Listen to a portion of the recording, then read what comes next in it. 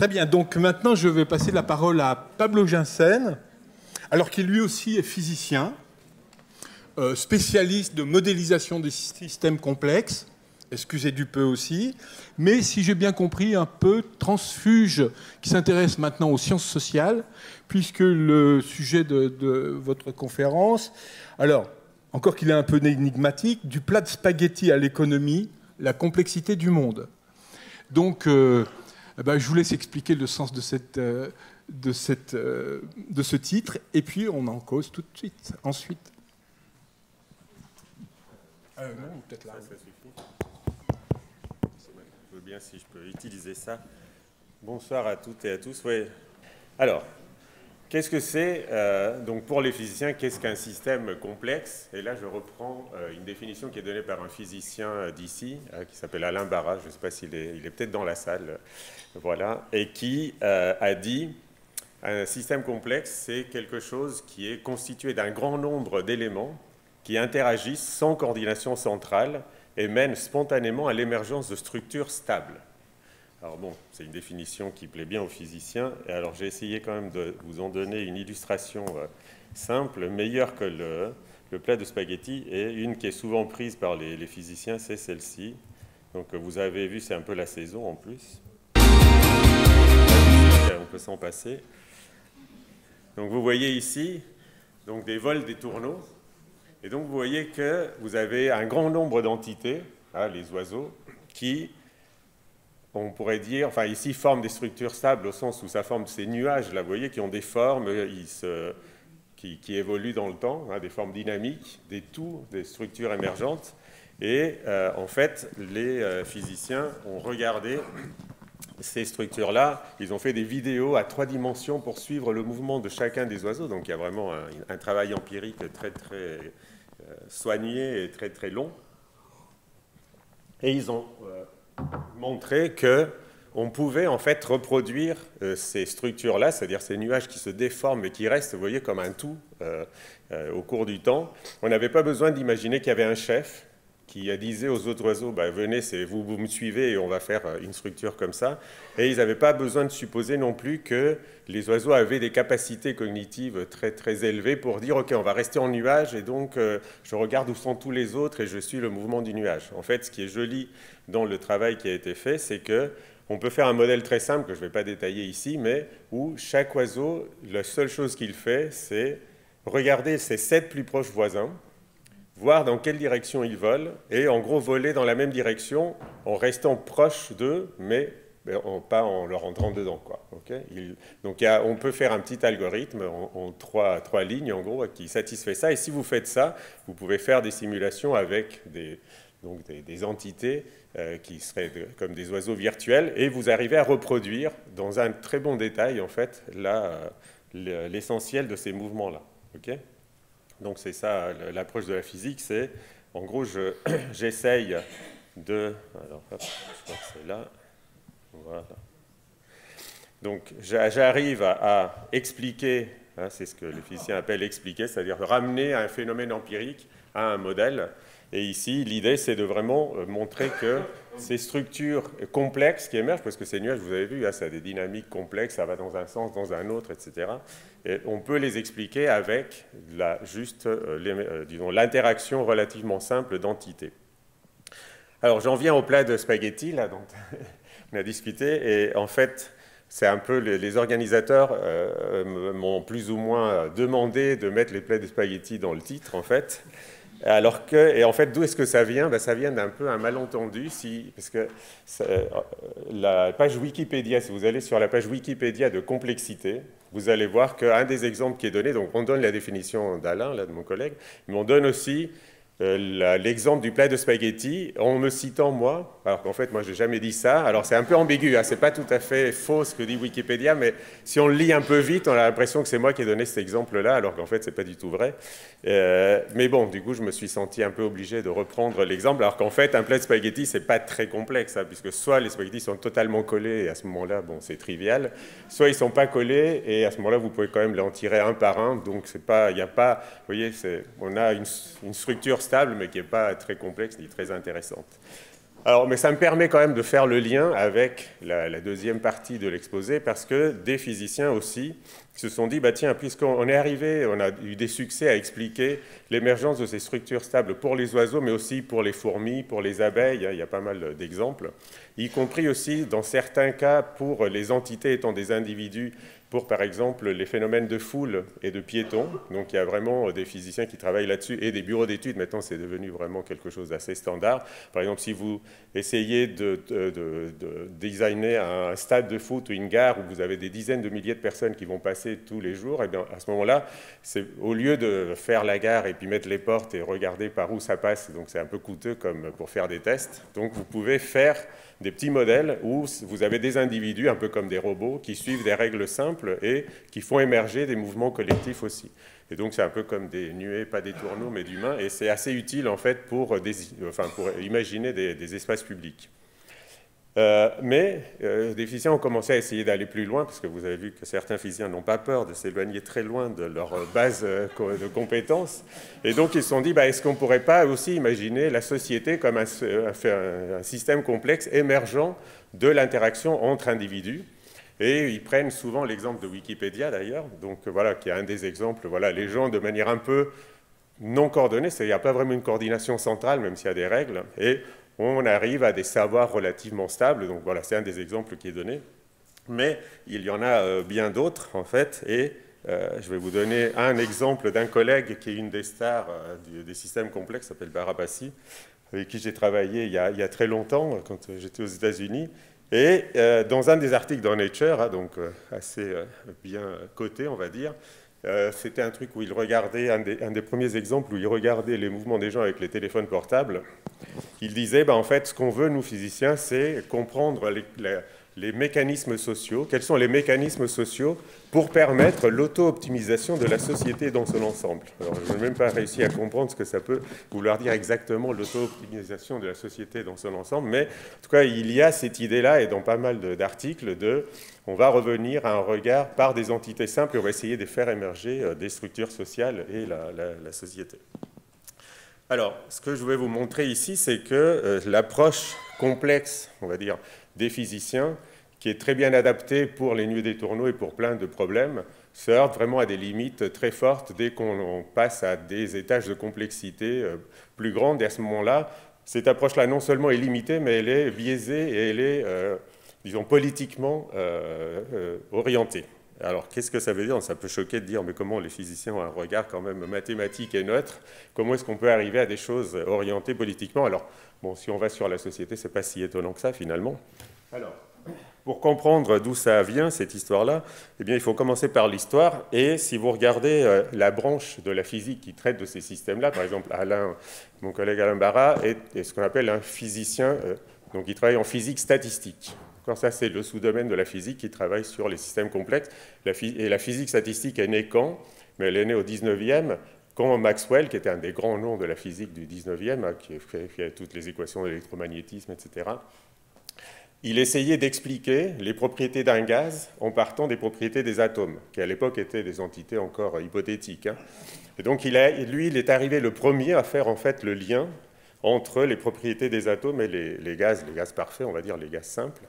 Et comment est-ce qu'il a fait ça? Eh bien, en fait, il s'est inspiré de travaux d'historiens qui voulaient regarder l'évolution des sociétés, non pas du point de vue des rois ou des grandes civilisations comme ça, avec les rois, les pharaons, mais à partir des moyennes et de la démographie, en gros, pour aller vite. Et en fait, c'est une science qu'on appelait la science statistique, qui a été fondée à ce moment-là, et si vous entendez statistique, vous entendez le Stato, donc l'État.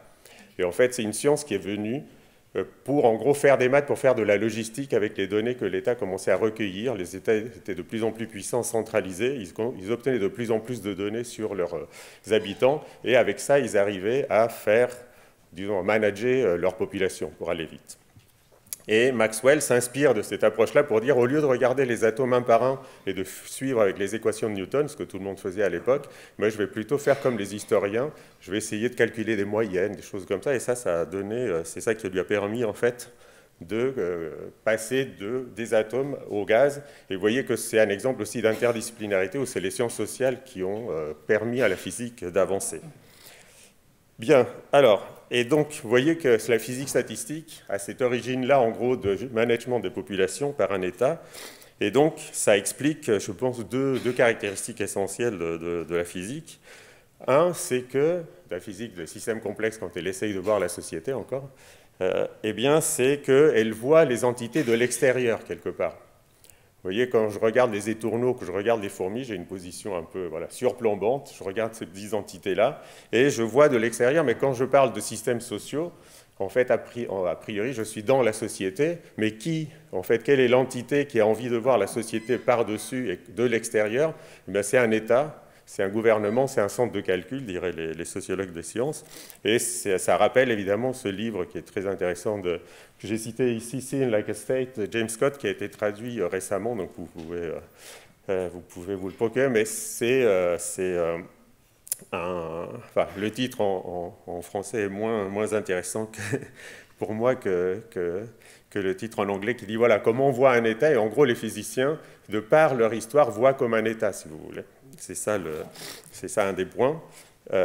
Donc quand j'ai dit politiquement ou biaisé, ça ne veut pas dire mauvais, ça veut dire voilà, il faut juste être conscient de ça. Donc ça peut être bien ou mal selon ses convictions ou les exemples précis, mais en tout cas, il faut être conscient de ça, ce qui est pas toujours le cas.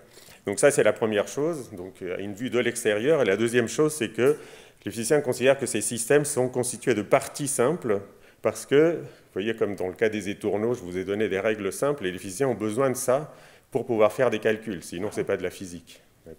Et donc, il faut que les entités soient simples. Mais à ce moment-là, si vous faites des calculs avec des entités simples, ça va bien pour les fourmis et pour quelques exemples simples où les humains sont canalisés, en fait, avec pas beaucoup de capacité cognitive comme les piétons. Mais dès que vous essayez d'aller plus loin que ça, mais en fait, ça pose deux problèmes. Un problème épistémologique et des problèmes politiques, donc je vais aller assez vite. Le premier épistémologique, c'est que les humains, en fait, on sait, les sociologues l'ont montré, que les humains sont essentiellement produits par ce qui est supposé en émerger. Vous voyez, si vous dites « j'ai des entités qui me font émerger un tout », comme dans le cas des nuages, à ce moment-là, pour les humains, la société, c'est aussi ce qui va socialiser les humains. Et en fait, donc, vous avez des boucles de feedback là-dedans, et donc vous ne vous retrouvez plus aussi simplement...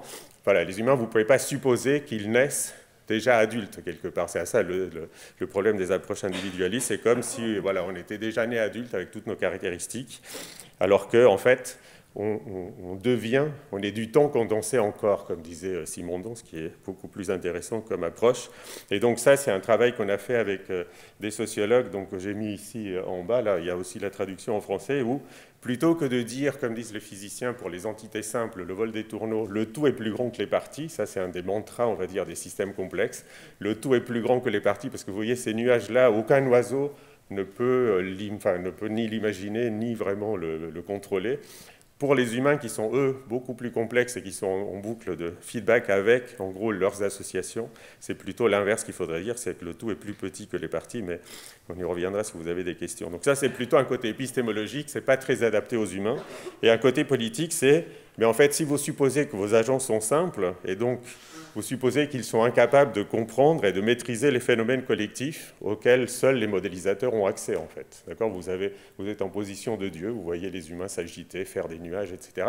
Et c'est vous qui savez mieux que les gens ce qu'ils devraient faire. Donc, j'aime bien une formule de Scott qui dit « Les individus modélisés, dans ces modèles-là, des individus modélisés sont comme à l'usine de Taylor, les molécules d'un organisme dont le cerveau est ailleurs. » Dans le cerveau des physiciens, bien sûr, enfin, évidemment.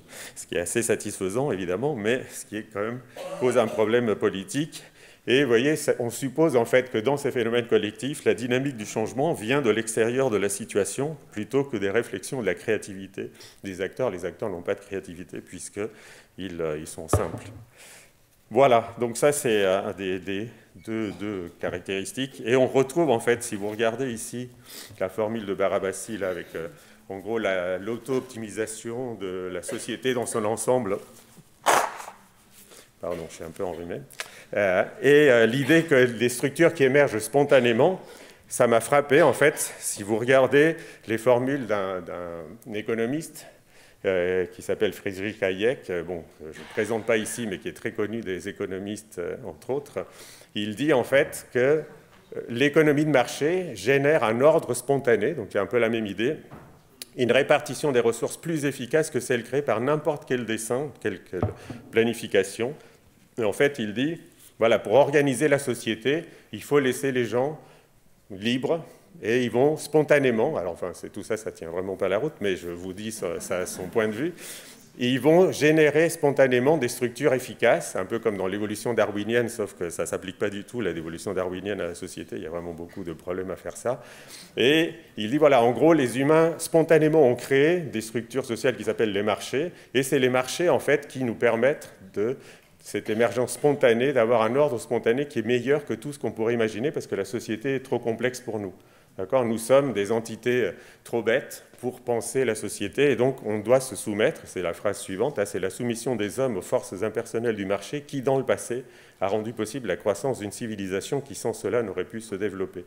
Donc vous voyez que cette idée de société émergente, d'activité spontanément, etc., et qui devrait être plus intelligente que nous, voilà, a des répercussions politiques très, très problématiques. Et je cite ça un petit peu en passant, parce que ce n'est pas le cœur de ce que je voulais vous dire là, mais j'ai trouvé en fait un peu par hasard, en lisant les ouvrages fondateurs de l'intelligence artificielle, typiquement l'article de Rosenblatt qui fait le premier réseau de neurones en fait en 1958, eh bien, en fait, il cite Hayek comme une source très forte d'influence pour lui. Et il y a un lien pour Hayek entre, en gros, le libéralisme et cette émergence d'un ordre spontané et les réseaux de neurones. Et on peut le comprendre, et on discutera si vous voulez, si ça vous intéresse après. En gros, il dit, de la même manière que les individus doivent se laisser porter par le marché, parce que c'est ça qui émerge spontanément et que c'est la meilleure solution, dans les réseaux de neurones, chaque neurone, en fait, il doit suivre bêtement ce qui est la fonction objective qui est imposée par le programmateur, si vous voulez. Et ensuite, c'est ça qui permet, si chaque neurone suit bêtement cette fonction objective, eh bien, on arrive à faire des choses complexes et qui sont efficaces.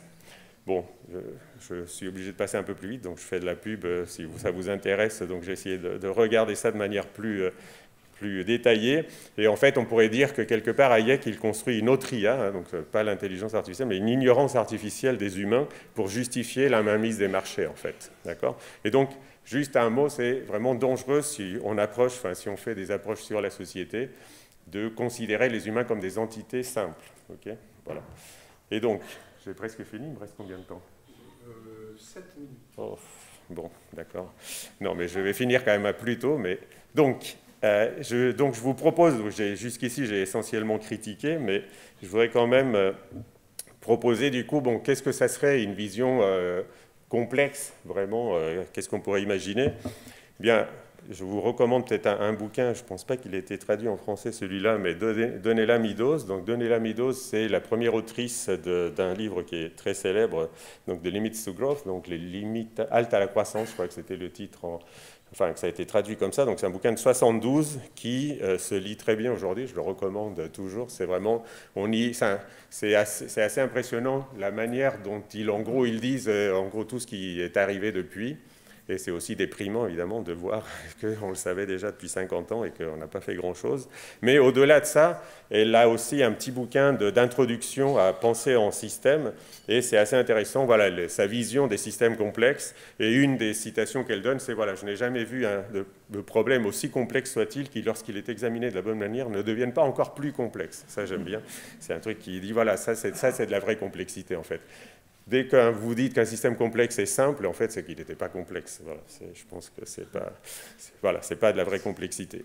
Et d'une certaine manière, mais alors ça, je ne sais pas, je vous livre ça, je ne suis pas tout à fait convaincu, mais ça, c'est quand on fait de la recherche, on a des idées, puis des fois, c'est bien, des fois, c'est pas très bien. Donc là, c'est une idée que j'ai eue, c'est que, en gros, vous voyez, quand je regarde les étourneaux et tout ça, je suis de l'extérieur, et puis donc je contrôle quand même un peu mon système. En gros, un système complexe, c'est aussi un système dans lequel on est plongé, en fait. Donc on est à l'intérieur du système, et nos actions sont des actions qui sont au même niveau que les actions de la dynamique interne du système. Donc on ne sait jamais trop comment notre action à nous va s'enchevêtrer avec toutes les actions très complexes qui sont en train de se passer. Donc voilà, c'est un système sur lequel ce n'est pas de limits to grow, mais c'est de limits to control. Donc il faudrait vraiment qu'on se dise, sur ces systèmes-là, l'illusion de contrôle qu'on a en tant qu'ingénieur ou en tant que physicien ou en tant que scientifique dur, souvent, est très dangereuse, en fait. Et un des exemples, c'est la géo-ingénierie, c'est-à-dire que voilà, si on imagine qu'on va réussir à contrôler le climat, alors qu'en fait, tous les processus qu'on essaye de faire, je ne sais pas, créer des nuages ou des choses comme ça, c'est des choses qui vont commencer à avoir des embranchements avec tous les processus très compliqués atmosphériques, et en gros, ça va mal finir. Voilà, et donc pour conclure et résumer, si vous voulez, puisque le but c'était de discuter de complexité, je vous proposerais bien, alors c'est toujours un peu arbitraire de faire des classements comme ça, mais je trouve que c'est assez utile d'avoir un peu 3 visions de la complexité, en allant de la plus simple à la plus complexe quelque part. La moderniste classique, on pourrait dire, c'est l'IA symbolique. Donc l'IA symbolique, je ne sais pas si vous voyez ce que c'est, mais c'est en gros, on prédéfinit les bonnes catégories pour ensuite faire des calculs. Okay, bon, voilà, si vous connaissez, sinon, voilà, c'est une IA relativement simple. Et cette vision-là, elle dit que la complexité du monde est apparente parce qu'en fait, tout est dans les équations de la physique, par exemple, okay, ou les lois de la nature. Donc ça a l'air complexe, mais en fait, ce n'est pas complexe. C'est vraiment les lois de la nature. Et les connaissances qu'on a, comme typiquement, je ne sais pas, les équations de Newton ou les équations de la loi de la nature, c'est très explicite, c'est des équations, justement, et c'est d'une grande généralité. Et si vous voulez l'équivalent un peu, donc ça, j'extrapole un peu sur ce que dit James Scott, etc., c'est plutôt l'idée d'un plan et l'idée d'un contrôle, et qu'on va imposer les choses depuis un centre qui est justement celui qui connaît les équations. Et si vous voulez, il y a un article très drôle de Bruno Latour qui s'appelle « The Politics of Explanation », enfin de la politique des explications, où il dit « expliquer, c'est bâtir un empire ». Et en gros, les sciences dures sont un peu là-dedans. Bon, les icônes, je vous laisse les découvrir et on pourrait en discuter. Alors, une vision qui dit « ok, ça c'est une vision trop simpliste de la complexité », c'est celle qui propose l'IA connexionniste, c'est-à-dire les réseaux de neurones. Et effectivement, les réseaux de neurones ont une vision du monde qui ne suppose pas, par exemple, que pour trouver un chat dans une image, vous pouvez prédéfinir qu'un chat, c'est 2 oreilles, une queue, etc. Parce que si vous faites ça, vous n'arrivez pas à être très bon pour identifier des chats. Il faut, en fait, donc c'est ce que dit Hayek, avoir des neurones qui vont se connecter en fonction des exemples, et en fait, ça va être une connaissance qui va émerger spontanément. Alors, spontanément, c'est un mot très piégeux, mais en gros, si vous faites le bon réseau et si vous faites ça comme il faut, effectivement, on arrive avec des réseaux de neurones à identifier mieux les chats qu'avec l'IA symbolique. Et donc c'est une complexité quand même plus forte que dans la vision moderniste, mais elle reste superficielle au sens où, en gros, elle suppose quand même qu'on peut la réduire grâce au réseau de neurones ou grâce au marché. Si je reprends l'exemple de Hayek. Et donc la connaissance, si vous voulez, c'est une boîte noire un peu, parce que les réseaux de neurones, c'est des millions ou des milliards de connexions. Donc pour nous, c'est totalement incompréhensible. Donc ce n'est pas explicite au premier sens comme les équations, mais c'est quand même des chiffres, et donc vous pouvez le transposer dans d'autres réseaux de neurones, donc ça reste relativement explicite, mais c'est de faible généralité. Un algorithme, un réseau de neurones que vous entraînez pour identifier des chats, il ne sait pas identifier des chiens. Okay, donc ce n'est pas du tout général comme type de connaissance. Au niveau politique, comme je disais, c'est des marchés, et les fonctions objectives restent fixées par un centre, donc au fond, c'est quand même moderniste malgré tout. Et donc, bon, les icônes, on pourrait dire Hayek et Google, si vous voulez. Voilà, et donc la troisième version qui me semble plus adéquate, on va dire, de la réalité et de la complexité du monde, donc voit les deux autres comme des simplifications, comme vous l'avez vu venir, hein. Donc c'est l'intelligence humaine, la complexité elle est vraiment profonde. La connaissance, c'est quoi? En fait, c'est de l'inconnaissance un peu implicite, spécifique à des domaines. On essaye, alors là, je rentre dans le détail de ce que montre la sociologie des sciences, de comment les savoirs des scientifiques sont construits sur des îlots de stabilité matérielle, où en gros on arrive à reproduire des trucs et donc on bâtit des théories là-dessus.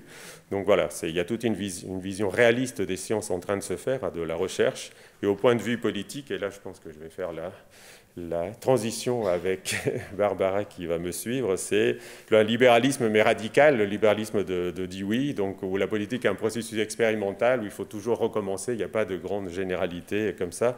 Et donc les icônes, c'est plutôt des gens comme John Dewey, qui est un philosophe états-unien qui a vécu en gros 1850 à 1950, et des sociologues comme Bruno Latour, mais il y en a d'autres. Voilà. Merci. Merci.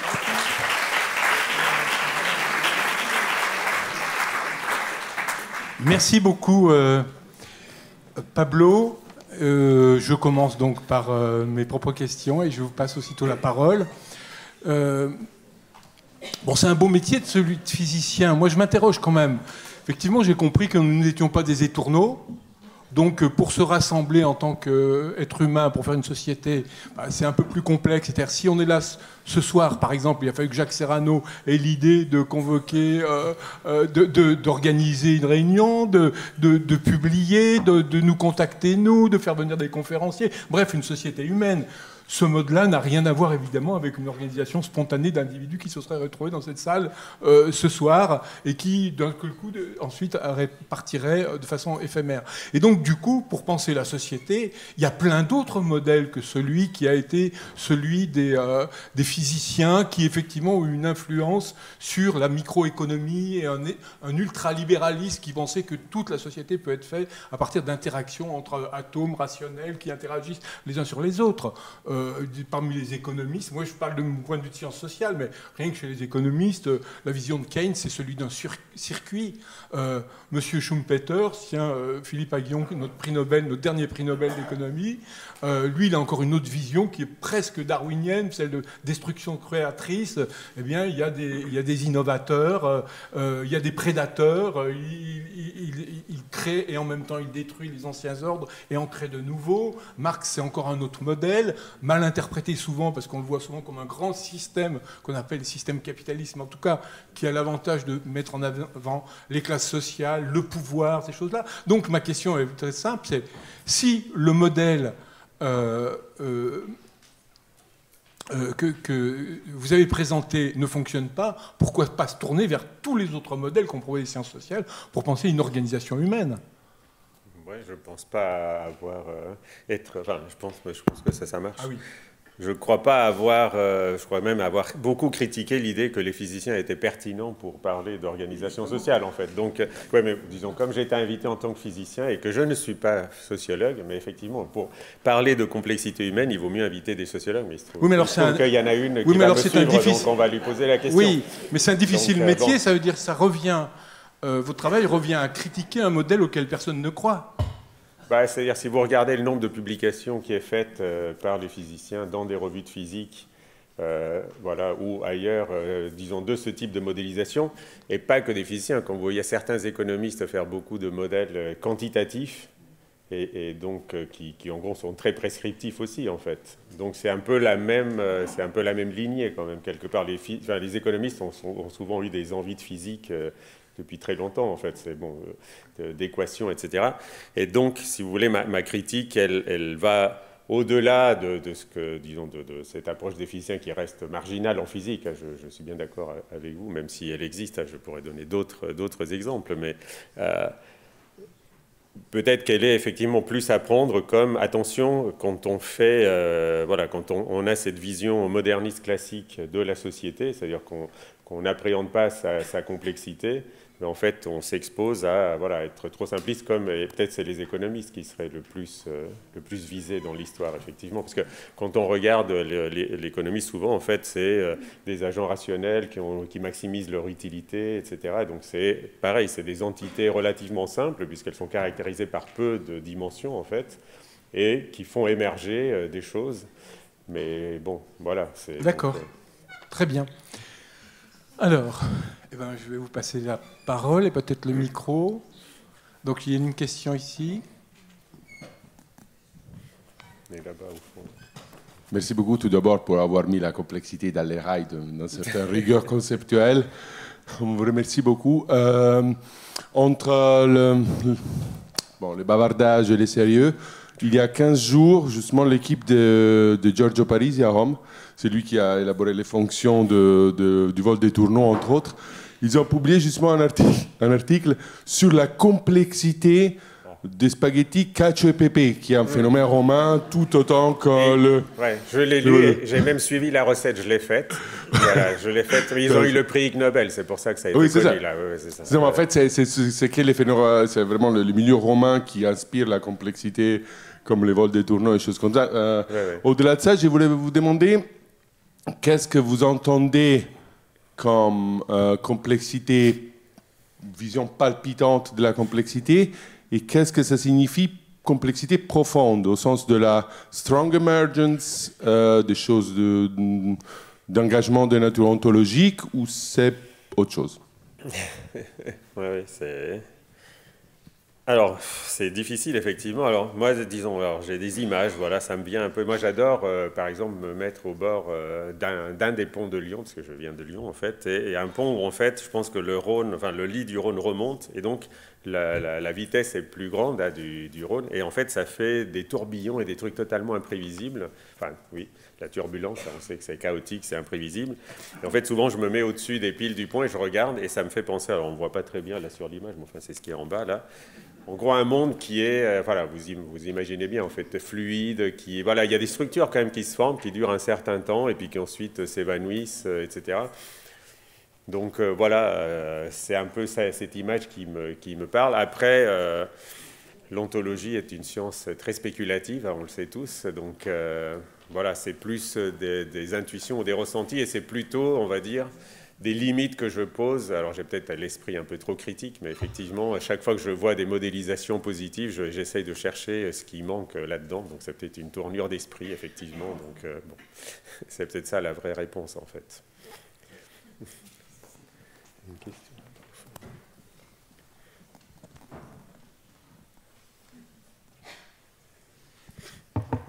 Merci beaucoup pour votre intervention. Alors, je vais me faire un petit peu provocateur. Monsieur Jensen, vous avez écrit sur Hayek et sur l'ordre sensoriel, me semble-t-il. Or, je pense que la catégorie de complexité sociale d'Hayek précisément vise à la neutraliser. Je veux dire par là que Hayek échafaude toute une théorie sur le rôle des experts, des savants, des sachants, des élites, etc. Et donc, la complexité, c'est juste le mot néolibéral pour dire dialectique, en fait. C'est juste ça. Et deuxième remarque, ça rejoint la première, sur Hayek est le théoricien du marché, et c'est le théoricien de personne, quasiment peu de gens l'évoquent, de l'euro, de la monnaie unique. Il a fini sa carrière à Fribourg, blabla, etc. Et dans les catégories souvent employées dans la complexité, vous avez souvent le marché. Le marché, il faut dire ce que c'est le marché financier, comme modèle canonique, anthropologique. C'est pas seulement le marché du coin à la plaine ou à... Oui, donc c'est le marché financier. Et la deuxième catégorie, c'est la monnaie. Tout le monde dit que la monnaie unique n'a aucun effet sur l'économie, sur la société, sur l'anthropologie. Or, Hayek élabore une théorie qui s'appelle la dénationalisation de la monnaie, 76, je crois, l'article, et qui dit clairement qu'il faut mettre en concurrence les banques centrales pour mettre en concurrence les sociétés, etc. Donc la notion de complexité telle que les néolibéraux l'emploient, c'est juste du Marx réactualisé, en fait. Ok, alors bon, je pense qu'on est d'accord, en fait. Pour moi, l'utilisation de complexité par Hayek, c'est plutôt une imposture. C'est-à-dire, enfin, c'est de la fausse complexité qui sert, en gros, à l'arranger pour cacher ce qu'il a envie enfin, disons, de légitimer ce qu'il a envie de légitimer. Alors, peut-être juste une anecdote, parce que je ne suis pas du tout un spécialiste de Hayek. Je sais que quand on nomme Hayek, là, c'est des matériaux inflammables, parce qu'il y a plein de gens qui ont des avis très tranchés sur Hayek, et je comprends, mais juste une anecdote, c'est en fait, donc je viens quand même de la physique, mais j'ai passé quand même pas mal de mois à essayer de lire Hayek à cause de cette trouvaille dans l'article de Rosenblatt. Je me suis dit, mais qu'est-ce que ça vient foutre là, Hayek, avec les réseaux de neurones, quoi. Enfin, on ne voyait pas comme ça au début le lien. Donc j'ai pas mal lu Hayek, et je trouve que c'est quand même assez impressionnant comme il arrive à hypnotiser le lecteur, en fait. En tout cas, c'est mon expérience personnelle. C'est que, en gros, on part d'une phrase qui semble évidente, et puis 3 pages après, on se retrouve avec un truc, on se dit, non, là, c'est pas du tout... Et en fait, c'est dur d'arriver à comprendre où il nous a eu, en fait. Il est très fort pour ça. Et donc, moi qui venais de la physique, où on fait des modèles voilà, explicites, un peu mathématiques, voilà, oui, j'avais vu les limites de ça et j'en avais un peu marre. En fait, à force de lire Hayek, j'avais envie de revenir à mes modèles, où au moins on sait ce qu'on fait étape par étape et on ne se fait pas voilà, totalement envoyer dans des trucs voilà, par des éléments de rhétorique, quoi. Donc oui, Hayek, c'est un personnage... voilà, compliqué, complexe, on va dire, de ce côté-là, à bien maîtriser, quoi, on va dire. Voilà. Bien. Encore une dernière question. Oui. Une question, c'est la dernière. Vous avez déjà parlé.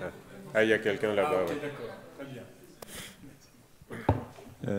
Oui, je voulais vous poser comme question, on a constaté un échec aux modélisations de type monde avec des automates programmables avec des objectifs simples.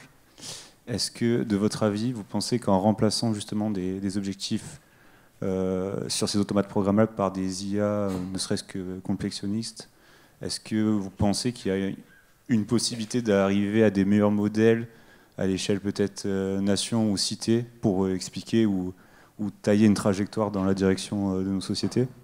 C'est-à-dire, mais qu'est-ce que vous voulez faire avec vos modèles exactement?